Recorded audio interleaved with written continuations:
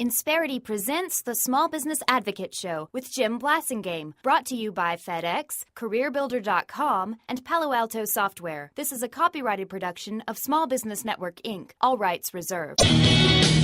You're listening to the man who's screaming from the rooftops for the big banks to help out America's small businesses, the Robin Hood of small business. Now, don't be sore at the banks. Hell, we fired our CEO, and he barely got out with $50 million. That poor man, is he okay? Well, as okay as you can be in the north of France. Jim Blasingame, the Small Business Advocate. Welcome back. 34 after the hour. Thank you very much for staying with me. Very excited about having our good friend Terry Neese back on the show. Terry is a long-time member of my brain trust, president and CEO of the Institute for Economic Empowerment of Women, IEEW, and ever since I've known her, that's all she's done is helping women put their best foot forward in the marketplace, and not just in the United States, but around the world. And she's here. We're going to talk about that in a little bit. But first, she lives 10 miles from Moore, Oklahoma. She's been right in the eye of the storm over there for several days now. And the first thing she's going to do is give us a report on that. Terry Neese, welcome back to the show. I'm so glad that you're safe. Well, thank you, Jim. I'm glad we're safe, too. And I'll tell your audience that we're under severe thunderstorm right now, pouring rain and hail expected any minute. And, that's so unfortunate for the cleanup that is going on and continued search and rescue. Are there still missing people? There are. And, Oklahomans and Alabamans and the country, we're so giving. We're such a giving people. And they've had to just turn away people who have showed up, hundreds that have showed up to volunteer. But, right now we can't use any volunteers. But we've had over 13,000 homes destroyed or damaged and 30 square miles of devastation. So somebody said that's bigger than the square mileage of Manhattan. Absolutely, and that's what I compare it to. Absolutely. Yeah. And the tornado and debris combined 2.5 miles wide. So the devastation. That's just from the one. From what was it? Was it Monday? Monday, I guess. There was another. There was another one over the weekend. There was a couple more over the weekend.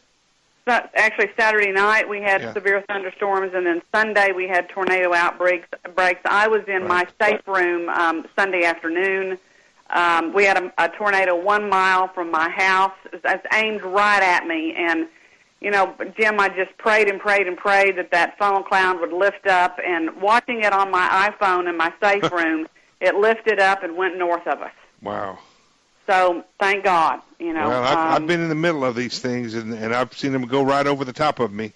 They're an amazing, amazing force of nature. If you've never been around a tornado, folks, it's an amazing thing. It's total devastation, but to look at it, it's you can't take your eyes off of it. It's like it's this compelling thing of natural beauty. That doesn't you think you could just walk up and watch it, but it's a killer, and the bigger they are, the more they kill. I heard a meteorologist say one time that when it gets to the F5, he said all the things you try to do to save yourself when you're being hit by a tornado, he said, but if you're in an F5 tornado, they're basically not survivable. Yeah, that's right. And I tell you, our weathermen here are phenomenal, and we've just got incredible technology here. But our weathermen had told us on Sunday night and early Monday morning that we were going to have severe storms Monday afternoon, beginning probably about 2:30. And Jim, exactly I went in that happened. morning and closed my office. I closed my office at 1 o'clock and told everyone to go home. Yeah. Thank God I did, because that thing formed at 2:30. I wonder. I don't mean to be critical or insensitive, but why didn't they let those children go home? Why didn't they send those children home? Yeah, why did they even have school that day? Yeah, I don't know. It's like me saying, okay, everybody, we're going to get out of here. Right. We're going to close down at 1 o'clock, and all of you go home. And we had a lot of, Jim, as you know, I own Terry Neese Personnel, founded Terry Neese Personnel. We have a lot of temporary Your daughter staffers. runs it. Daughter runs that now. A lot of people who lost their homes, damaged homes. One of our employees with IEEW, damaged home. So, we're just all huddling around each other and trying to help each other get through this thing. Well, I'm glad you're safe, and she's going to stay with us the rest of the half hour, folks. But if the weather gets bad where she is, and it's really starting to get bad, she may have to drop off. But we're going to come back after this next break and talk about Peace Through Business, an organization and an effort that I'm familiar with, that I've been involved with myself, just observing, not doing really any work, just observing the work that they're doing, and it is absolutely inspiring, the work that Terry and her people are doing to promote entrepreneurship among women around the world. 20 till, I'm Jim Blasingame. Stay with me. I'll be right back with our good friend, Terry Neese.